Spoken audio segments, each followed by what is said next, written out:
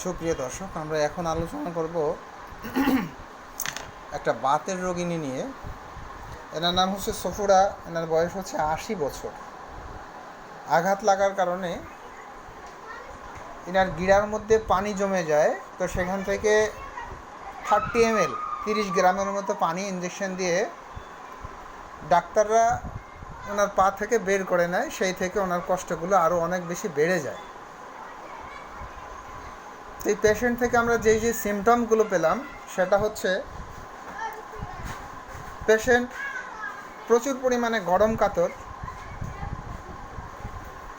Patient খুব বেশি দুশ্চিন্তা করে, সামান্য কোনো বিষয় নিয়ে অনেক বেশি দুশ্চিন্তা করেন। এবং সবচেয়ে ইন্টারেস্টেড বিষয় হলো পেশেন্ট বয়স 80, কিন্তু এখনও পর্যন্ত সে থান্ডারস্টর্ম বা বজ্রপাতে প্রচুর পরিমাণে ভয় পায়। এমনকি উনি বলেছেন যে যখন বজ্রপাত হয় তখন উনি ঘরের দরজা জানালা বন্ধ করে একা একা বসে থাকেন এবং উনি একা একা থাকতে প্রচণ্ড ভয় পায়, অন্ধকারে ভয় পায়। এর সাথে আরও যে সিমটমগুলো আছে সেটা হচ্ছে ওনার ভোলা মন, কখন কোথায় কী রাখলো উনি নিজে সেটা বলতে পারে না অনেক সময়। এবং প্রচুর পরিমাণে ওনার শরীরে হাত পায়ের তালুতে সেই বিভিন্ন জায়গায় ওনার জ্বালা যন্ত্রণা আছে যথেষ্ট পরিমাণে। আমরা পেশেন্টের আপাতত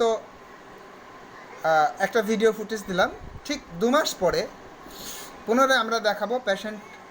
আমরা যে মেডিসিনটা দিয়েছি সেটা হচ্ছে ম্যাডোরিনাম 200, এবং 2 মাস পরে আমরা দেখাবো পেশেন্ট ম্যাডোরিনাম 200-তে কত ভালো আছেন ইনশাআল্লাহ তাআলা।